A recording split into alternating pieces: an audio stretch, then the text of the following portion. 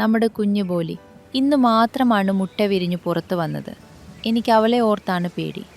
കാറ്റത്ത് നമ്മുടെ കൂട് വല്ലാതെ ആടുന്നുണ്ട്. ഇത് താഴെ വീഴുമോ എന്ന് എനിക്ക് പേടിയാകുന്നു.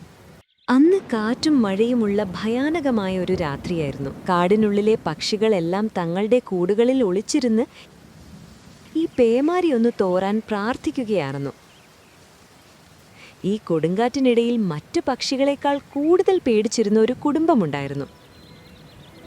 ലാരോ, എങ്ങനെയെങ്കിലും ഈ ഒരു രാത്രി ഒന്ന് കഴിഞ്ഞു കിട്ടിയിരുന്നെങ്കിൽ നാളെ തന്നെ നമ്മുടെ കുടുംബത്തിന് സുരക്ഷിതമായൊരു വീട് ഞാൻ കണ്ടെത്തും. ഞാനും ദൈവത്തോട് അതുതന്നെയാണ് പ്രാർത്ഥിക്കുന്നത്. നമ്മുടെ കുഞ്ഞു ബോലി ഇന്ന് മാത്രമാണ് മുട്ട വിരിഞ്ഞു പുറത്തു വന്നത്. എനിക്ക് അവളെ ഓർത്താണ് പേടി. കാറ്റത്ത് നമ്മുടെ കൂട് വല്ലാതെ ആടുന്നുണ്ട്. ഇത് താഴെ വീഴുമോ എന്ന് എനിക്ക് പേടിയാകുന്നു. ലാഡോ പക്ഷിയുടെ പേടി വെറുതെയായില്ല.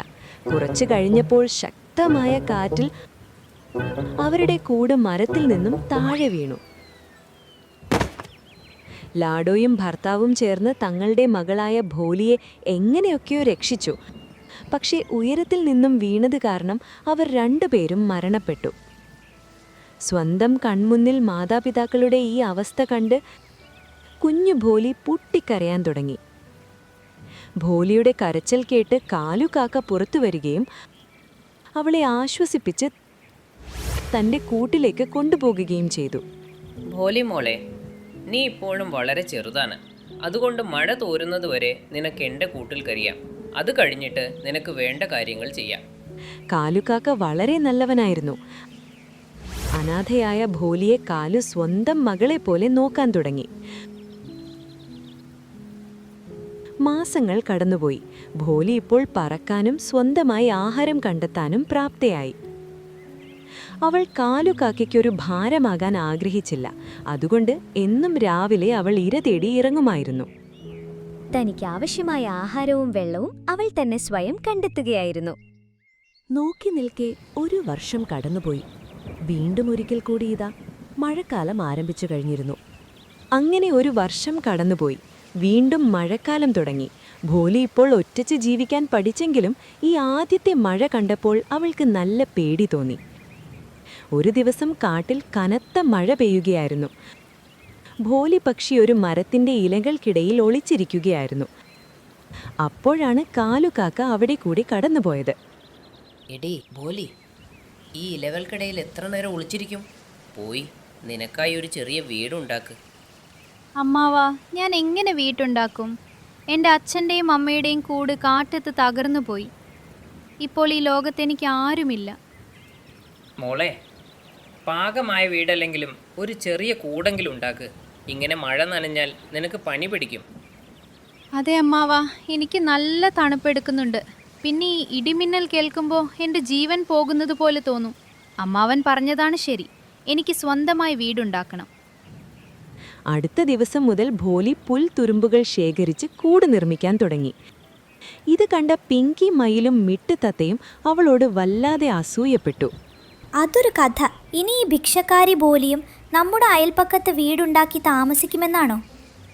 നമ്മുടെ ഭംഗിയുള്ള വീടുകൾക്കിടയിൽ ഈ ഭിക്ഷക്കാരിയുടെ വീട് വന്നാൽ നമ്മുടെ കോളനിയുടെ ഭംഗി പോകും.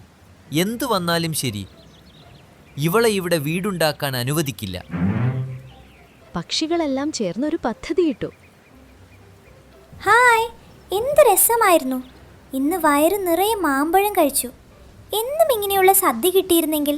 ഗൗരി കുരുവി, ഇന്ന് കാട്ടിലെ എല്ലാവർക്കും മാമ്പഴം ഫ്രീ ആയി കൊടുക്കുന്നുണ്ട്. പിങ്കിയുടെ വാചകങ്ങളിൽ വീണുപോയ ഭോലി മാമ്പഴം കഴിക്കാനായി ഗൗരിക്കുരുവിയുടെ തോട്ടത്തിലേക്ക് പോയി. മിട്ടു, വേഗം വരൂ.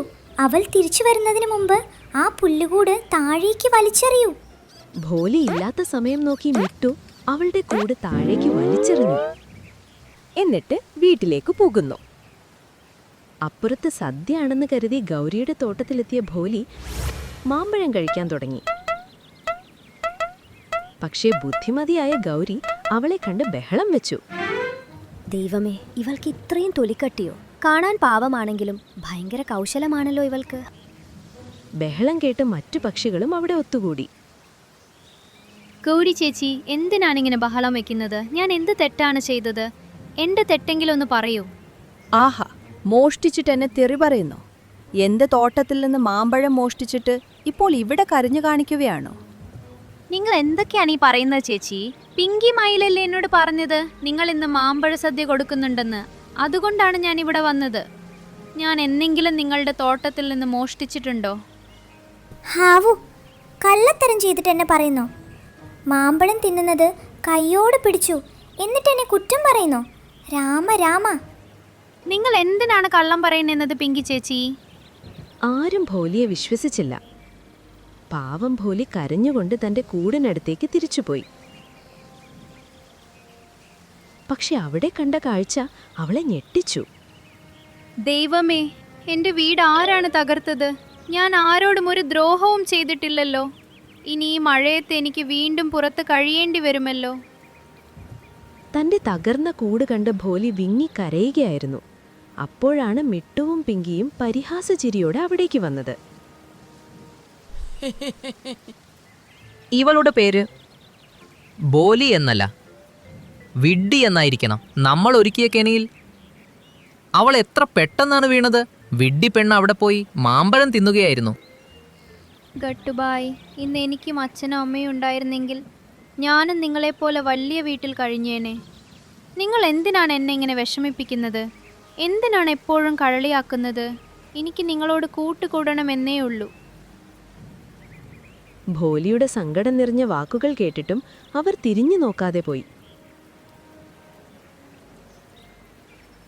ആ മഴയത്ത് പാവം ഭോലി ആകാശം നോക്കി വിറച്ചിരുന്നു. ഒരു ദിവസം ആഹാരം തേടി പോകുന്നതിനിടയിൽ ഭോലി ഒരു മൺപാത്ര നിർമ്മാതാവിനെ കണ്ടു. എന്ത് ഭംഗിയുള്ള പാത്രങ്ങൾ! ഇവർക്ക് മണ്ണുകൊണ്ട് പാത്രങ്ങൾ ഉണ്ടാക്കാമെങ്കിൽ എന്തുകൊണ്ട് എനിക്ക് വീടുണ്ടാക്കിക്കൂടാ? എനിക്കൊരു മണ്ണ് വീടുണ്ടായിരുന്നെങ്കിൽ എത്ര നന്നായനെ. എൻ്റെ വീട് കാണാൻ ഭംഗിയുണ്ടെങ്കിൽ എല്ലാവരും എന്നോട് കൂട്ടുകൂടുമായിരിക്കും. അവൾ തന്റെ കൊക്കിൽ മണ്ണുവാരി മരത്തിനടുത്ത് ശേഖരിച്ചു. എന്ത് പറയാനാ അമ്മാവ, ഓരോ പുൽത്തുരുമ്പും ശേഖരിച്ച് ഞാൻ ഉണ്ടാക്കിയ ചെറിയ വീട് ഇവർ തകർത്തു. അവർ എന്നോട് വല്ലാതെ ദ്രോഹം ചെയ്യുന്നു അമ്മാവ. അപ്പോഴാണ് കാലുകാക്ക അവിടേക്ക് പറന്നു വന്നത്. ബോലി, നീ എന്താ ആലോചിച്ചിരിക്കുകയാണ്? ഇതുവരെ നീ വീടുണ്ടാക്കിയില്ലേ? എന്താ പറയാനാ കാക്ക, ഓരോരോ ചുള്ളിക്കമ്പുകൾ പെറുക്കിക്കൂട്ടി എൻ്റെ ഈ കൊച്ചു കൂട് ഞാൻ ഉണ്ടാക്കിയതാണ്. പക്ഷേ ഇവിടുത്തെ വില്ലന്മാരായ പക്ഷികൾ എന്നോട് വളരെ മോശമായാണ് പെരുമാറുന്നത്. അവരെന്നെ ചതിച്ച് എൻ്റെ കൂട് താഴെയിട്ട് തകർത്ത് കളഞ്ഞു. കാക്ക, ഞാൻ ഒരുപാട് കഷ്ടപ്പെട്ട് കാടിൻ്റെ ഓരോ മൂലയിൽ നിന്നും ഈ കളിമണ്ണ് ശേഖരിച്ചതാണ്. ഇതുപയോഗിച്ച് എനിക്കൊരു കൂട് നിർമ്മിക്കണമെന്നുണ്ട്. പക്ഷെ എനിക്ക് പേടിയാണ്, അവർ വീണ്ടും വന്ന് എൻ്റെ കൂട് തകർക്കുമോ എന്ന്. നീ പേടിക്കണ്ട, ഇത്തവണ നിന്റെ കാക്ക അമ്മാവൻ കൂടെയുണ്ട്. നീ വീടുണ്ടാക്ക്. നിന്റെ വീട് ആരാണ് തകർക്കുന്നതെന്ന് എനിക്കൊന്ന് കാണണം. പേടിക്കണ്ട മോളെ, ഞാൻ ഇവിടെ കാവലുണ്ടാകും. നിന്നെ ശല്യം ചെയ്യാൻ വരുന്നവനെ ഞാൻ പാഠം പഠിപ്പിക്കും. കാക്കയുടെ വാക്കുകൾ കേട്ട് സന്തോഷമായ ഭോലി പകലും രാത്രിയും കഷ്ടപ്പെട്ട് ഒരു മൺവീട് നിർമ്മിച്ചു.